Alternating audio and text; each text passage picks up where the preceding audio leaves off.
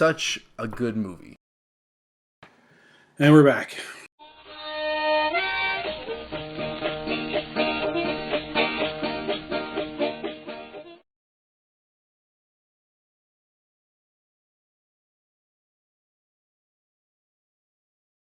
It's funny, that still looks crooked as fuck. Hey everybody, welcome to Nobody Wants to Hear It. We're back again just when you thought we were gone for good. Yep. Like a rash. And we're back because we saw Civil War on Thursday and we're only getting around to reviewing it now. Yeah. Alright, we saw a movie, people fought, there were sides, they made it seem like it was a big deal, so I got a beer called All or Nothing, because this is the closest I could get. It's got an old-timey style pugilist. Yeah, we got Iron Man right here, the little guy, and we got Cap right here, big muscly dude. I guess. Yeah, there is hints of bubblegum. Of bubblegum? No, it says there's hints of banana and bubblegum. I'm not getting banana, but... I'm getting beer. And pretend there's anything in there that you like. It's not in there. Captain, while a great many people see you as a hero, there are some who'd prefer the word vigilante. You've operated with unlimited power and no supervision. That's something the world can no longer tolerate. So yeah, Civil War is a movie about, I don't know, do I have to do this? Civil War is like the culmination of the Marvel movies up to this point. It's like an ideological face-off between Captain America and Iron Man, two former friends. Two great tastes who tasted great together. Now they've come apart like banana and bubblegum. all over some guy with long hair named Bucky. Fuck, we're bad at this. Anyway, yeah, Civil War was really good. I don't know. I really liked it. It should be said that this is barely a movie. What do you mean? It's like, what other movie in the history of man did you have to have seen? And I mean, you had to have seen, I want to say 6 movies before this. You had to see them. You could not have missed Iron Man 1, 2, Avengers, Captain America 1, Captain America 2. So that's 5. And if you didn't see Ant-Man, the character with the craziest power in the whole movie, you're just going to be like, holy shit, that guy can do that? Like it's like next level superpower type stuff. And he just comes in, no sort of introduction. There's no like seed planting. There's a guy who can shrink. And then he shrinks. And you're supposed to already know. So you can add that one to the list. And that it's like that in general. Like if you don't already know who Hawkeye is, when Hawkeye walks in and rescues Scarlet Witch, you're just like, who the fuck is this guy? Like there's no introduction, there's no anything. There's a guy with bows and arrows and he just shows up. And he's like playing in the same league as everybody else, even though he's just got a toy, a baby's toy. Oh, but his bow turns into a staff now, so he can staff fight. That was cool. Yeah, he could have got a broom handle for that. I'm just being fair, because I know the people out there in the world who thought Batman vs. Superman was a good movie. They probably want to not like this out of spite, and I think that's going to be their go-to, that like all the groundwork was like this movie was like, as much as like George Lucas tried to make, you know, Indiana Jones and Star Wars be like spiritual successors of the old timey movie serials. Yeah, this is the true yeah, movie serial. Marvel's doing movie serials. Yeah, and so like this is just like part 12 of a movie that's been going on. Like it's not a movie in and of itself. It's not. It barely ends, if not for the little add-on at the very end, like the first post-credits scene, which I won't spoil that. Not that there's much to spoil. You wouldn't know how the story resolves, really. Right, that's probably fair. And I don't think really we should judge these the way movies are, because in a sense they've turned movies into comic books. Like when people go to see these movies, they're basically watching them the same way we read comic books. Yeah, that's fair. And also to be more fair, even though a lot of the story bits, like with the exception of Hawkeye, who I threw under the bus because I don't like Jeremy Renner very much, but everybody else in the movie, you know what they want, you know who they are, what they're working toward, and why they fall on the side that they fall on. Yeah. Which is impressive. I mean, it's like, for all the like praise that people give things like Usual Suspects, which has a lot of moving parts. A movie like this is like way more impressive because on top of that, you have to establish the insane, inhuman thing that every character can do, and make it seem like it exists in the real world and blah blah blah. And they do it all. So I mean, and it all works, if not perfectly, near perfectly. Yeah, they did a better job than Joss Whedon did with Ultron. It's a better movie, and it had, I really think, just as much going on, if not maybe more. And it still managed to like have it all go together well. Ultron's a better story. Well, Ultron, only because Ultron has a more clear villain. Yeah. Whereas this one, we don't know, like... I mean, maybe that's what, in a way, could make this guy such a good villain, is because we can't get a read on him, we don't know his we don't understand what his motives are, and every time we think we know what he's going to do, there's like a twist and you find out it's something else. And never mind the fact that the movie actually even manages to create a movie that basically almost doesn't have a villain. He's there. Yeah, he's almost not important at all. Like, he's a catalyst to get the characters fighting, so there could be a reason for, in the end, for everybody to kiss and make up. But the amazing switcheroo, I don't want to spoil that. Do I? Yeah, the amazing thing is that after it's revealed that there was a Machiavellian dude behind the scenes, basically like puppeting all these people into lining up on opposing sides. Even after that's resolved and they think they're going to be buddy-buddy, personal issues come to the surface and like it can't go back to the way it was. All right, I'm going to spoil it because he won't. We find out that Bucky killed Tony Stark's parents. And that completely switches their sides, where they go from Cap going from the guy who has the gut reaction, and he's like doing what he thinks is right based on intuition, whereas Tony, who's the guy doing things by the book and logic, and then by the end of the movie, they completely switch.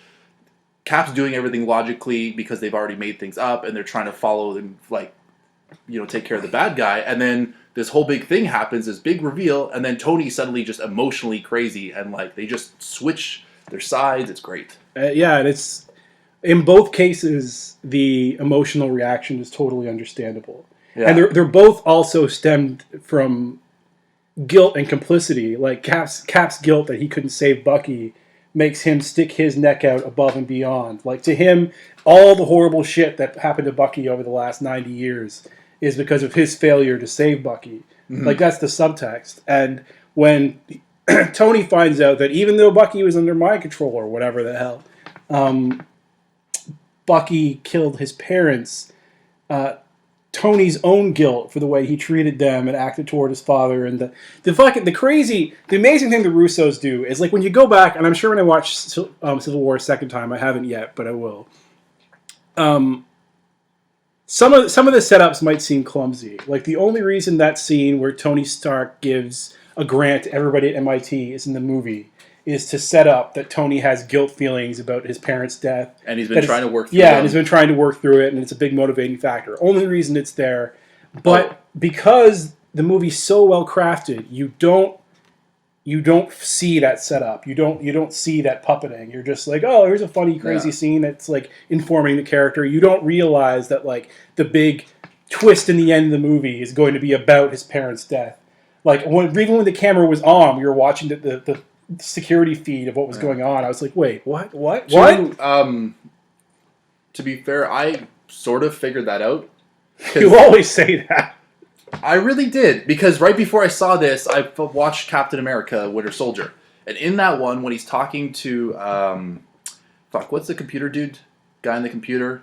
Oh, Arnim Zola? Yeah, when he's talking to Zola, Zola's showing him all the things S.H.I.E.L.D.'s orchestrated, and it shows that it orchestrated the death of Tony Stark's parents. And like they kind of like see that happen, and they're like, no. So like they even say that S.H.I.E.L.D. in a movie that's about S.H.I.E.L.D. having an assassin, they talk about S.H.I.E.L.D. basically killing Tony's parents. So when the movie opens up with a scene that just randomly shows Bucky just going around killing somebody to steal a briefcase, the whole time I'm thinking, because I also remember that Tony Stark's parents died in a car accident, which is big. I'm not that big of a nerd. I had no fucking clue. Oh, they talk about it at least once or twice in like the Iron Man movies. Like, in order to throw you off from that like scene and like make it think like that's not the focus of the scene, they immediately show him meeting a woman at the university who blames him for the death of her kid. So every time they show you a central piece of information, they show you another one that takes your mind off of the first piece they show you. And the weirdest thing is how much this movie has in common with Batman versus Superman. Like, it hinges on like an ending conflict being largely related to parent death. Like, it has a scene in the beginning that really has no meaning other than to show exposition for the parent death. And yet this one pulls it off magnificently. Yeah, the similarities point out the dramatic failures of Batman v Superman. Stay down. Final warning. I could do this all day. Who is your breakout character? The character that like surprised you the most? I mean, Spider-Man was awesome, but Black Panther was so fucking cool. I don't know, he's as strong as Cap, has like basically the same power set as him, has all the money and technology of Tony, so he's like wearing like, it looks like like a very light, sporty cat suit with like cool ass Wolverine style claws. Like, they don't pop out, but like he's got cool claws. 5-inch stiletto pumps. But it's made out of vibranium, so the dude's fucking bulletproof. Made out of vibrators. And he runs So he's like boner proof. He's just awesome. It's cool. My like the character who like shocked me with how much I was into them was Falcon. My problem with both Falcon and War Machine is they're so self-consciously that black best friend character. You know what I mean? Like, all any white guy ever wants is a black best friend. That's what we're living our lives for, is for a black guy to say we're cool and to call us brother, because then it alleviates white guilt, and it also makes us feel like we're better people. Automatically. And you can go back to like anything. There's like so many any random episodes of Goosebumps, I guarantee you that kid is running around with a black best friend. And with the wings, Falcon being Cap's wingman is just such an obvious metaphor that it's a little labored. Oh, But I never got that. In this movie, I liked that Falcon seemed to clue into it, and he likes Steve, he loves Steve, and he's along for the ride. But he's getting a little sick of like dealing with Steve's shit and being like along whatever crazy fucking thing happens to Captain America this week is his problem too by proxy. Oh yeah, like he's got that great line from the commercial where he's like, usually when they start shooting at you, they shoot at me too. Yeah, and the whole way through he has this like extra attitude about him, and then when on top of that now he's got like his bromance jealousy of dealing with Cap's old sidekick. Yeah. And there's like bumping heads the whole way through. And the worst part is Bucky gets the front seat. No, Bucky gets the back seat. Was he in the back? Yeah, he tells him to move his seat forward, and he says no. It's like the best part of the movie. I just want to make sure we consider all our options. Because people that shoot at you usually wind up shooting at me too. Here's my question to Captain America, though. Why not sign the thing? Just why not? Because like even he's like, the governments are run by people, and people have agendas, and agendas change. Okay, when the agenda changes, then you decide what to do after that. Because signing that piece of paper isn't magic. It isn't magic slave-making document. Like, he doesn't lose his capacity to reason after he signs the paper. They fucked up. They took a girl who was an established known terrorist. They put her on their team. They barely trained her, and then she accidentally killed 6 innocent people. All the UN was asking was a little reassurance that you guys aren't fucking crazy as mother.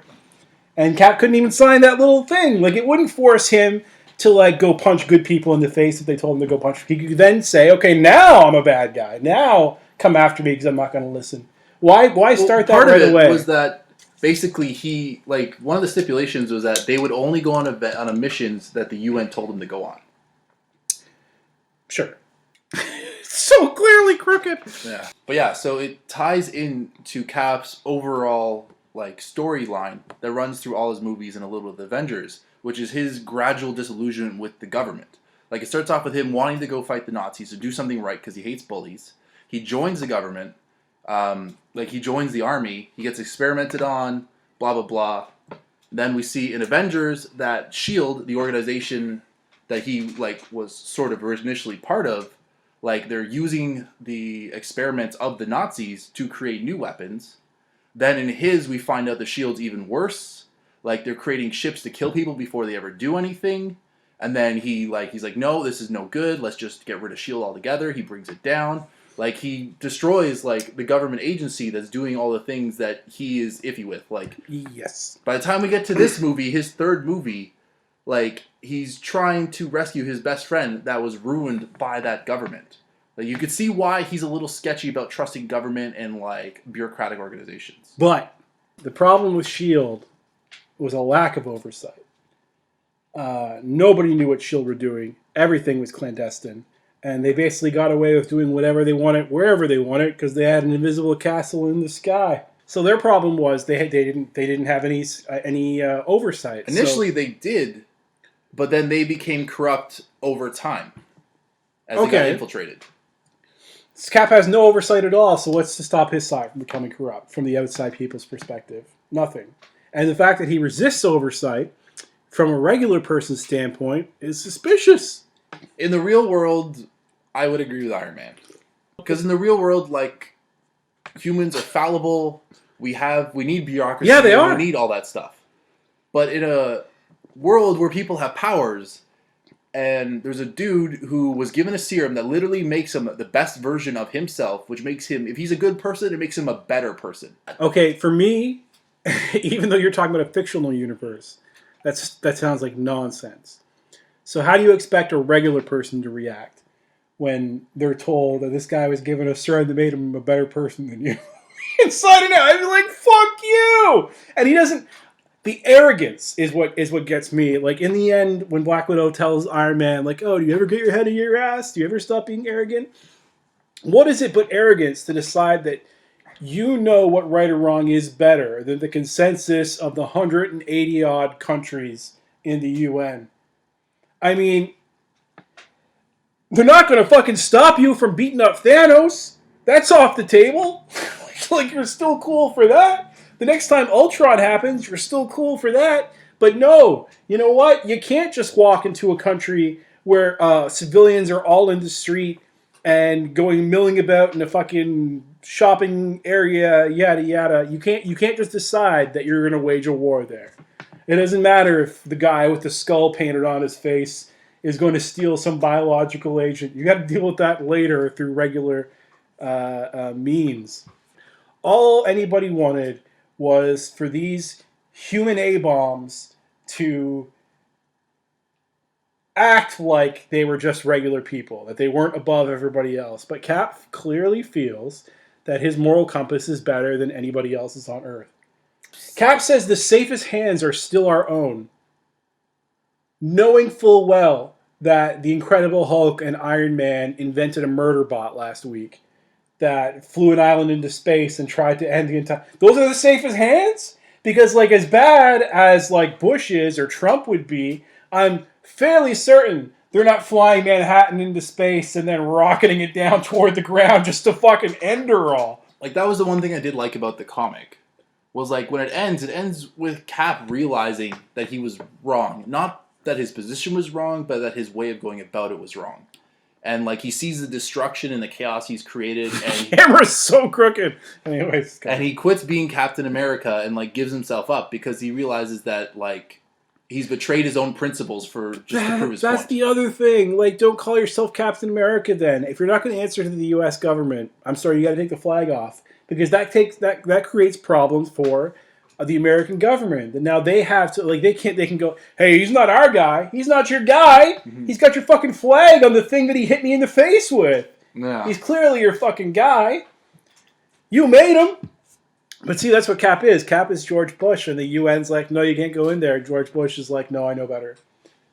That guy's a bad guy, and he's got a weapon of mass destruction, and he paints a skull on his face, so it makes him a clear bad guy. So let's go and just, kill some civilians by accident. Yeah. And every time people on my Facebook are like, Team Cap! Cap is my hero!